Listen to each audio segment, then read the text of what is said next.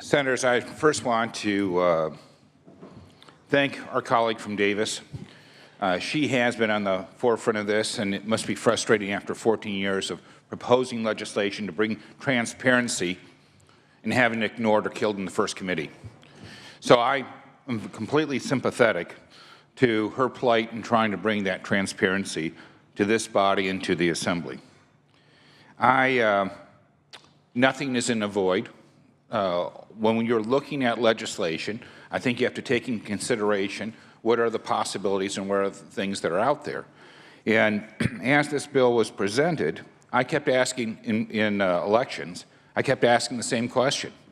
How is this an improvement over what we know is going to be on the ballot already? You see, crowding the ballot with many initiatives that try to accomplish the same thing can be used as a tool to kill both initiatives, thus leaving voters, leaving constituents without the transparency that they so desire. Over 1 million people have signed the petition to put the California Legislative Transparency Act on, just as our good senator from Davis had pointed out. So when we're looking at this, does SCA14 provide a 72-hour notice out of both the Assembly and the Senate and distribute it to members and post it on the Internet for at least 72 hours? Because that would, in my opinion, would be optimum. It does not. It only provides it in one house, not both houses. When you look at enforcement, if you don't follow the rules, is there any enforcement in SCA14? And the answer is no. However, with the Competitive Legislative Transparency Act, it would make that law null and void. Now, they could go back and make that correction and post the 72 hours and give people that transparency, and then it could take effect, but prior to that, it would not be enforceable in court. Could SCA14, does it allow a 72-hour notice be expressed to waive by a separate 2/3 roll call vote in both the Assembly and the Senate? Does it allow this rule to be waived, the 72-hour rule to be waived? And does it require the governor to ask for an emergency in order to do it? Because if we're going to change and take transparency out of this House after we worked so hard to put transparency into it, shouldn't that be an agreement that the issue is so momentous that every branch of the government should be involved? SCA14 fails on this. It just requires a 2/3 vote in both the houses, but it does not require any action from the governor. When you think in terms of requiring all public procedures of the legislature already defined in the Constitution to be audio-visually recorded and the recording to be posted within 24 hours, as guaranteed, SCA14 falls short of that as well.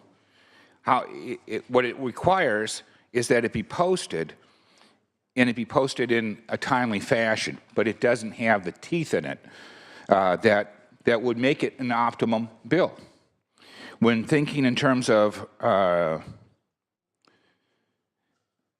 being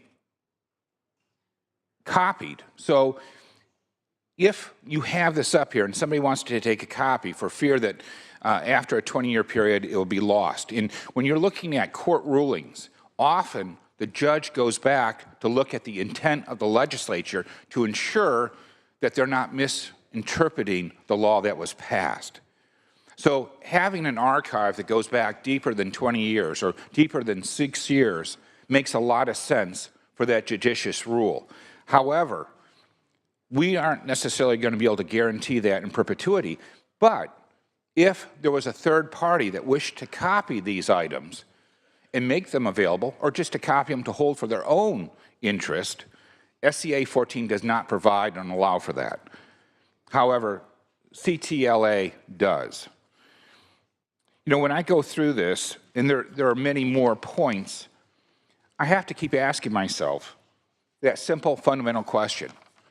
Is this an improvement? Why are we rushing to put something on the ballot that is not an improvement, in my view, that what's already going to be on the ballot, unless we want to add confusion to the ballot.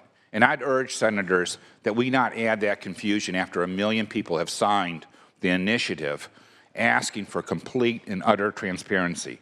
Now, there's a reason why my good friend from Davis has worked so hard to get this, and it's never gotten any legs. And yet today it has legs, perhaps on this Senate floor.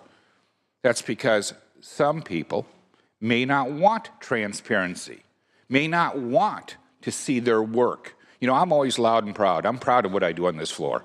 I go to great efforts to send it out to my constituents so they know that I'm working on their behalf. Now, sometimes they agree with me, and sometimes they don't, and I hear from both sides all the time. But I believe transparency is utterly important when we're moving forward. So I have to ask, are you doing in the best interest of Californians? Why is this year a tipping point in getting this bill, this initiative, SCA14 this far? And by the way, if it was if it was an improvement over what's currently offered, then I'd absolutely support it because I think it's a step in the right direction. But when I can have perfection over the good, I'm always going to fall with perfection. Because there's no enforcement in SCA14, because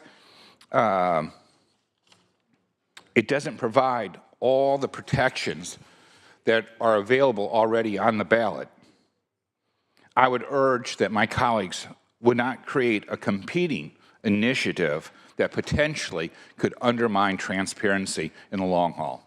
So for that reason, while I respect my colleague from Davis, who's done such a fantastic job over the years on this issue, I would ask that she not vote for her own SCA14, because I know in her heart she cares most about transparency.